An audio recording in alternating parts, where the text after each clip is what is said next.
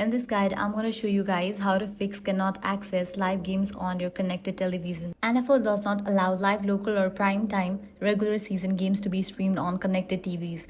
Live regular season games to NFL Plus are restricted to supported mobile phones and tablets.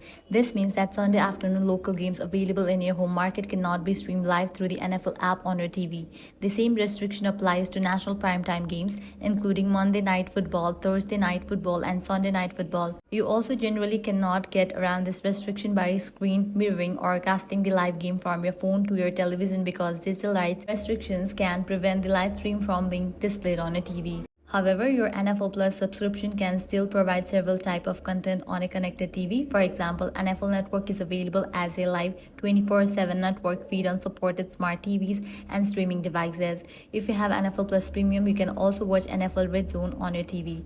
NFL Plus Premium also provides access to game replays, including full game, condensed and coaches film replays, which become available after the live broadcast ends. In addition, live out-of-market preseason games can be streamed on supported connected TV devices. So that's it. If this video was helpful, do not forget to like, share, and subscribe.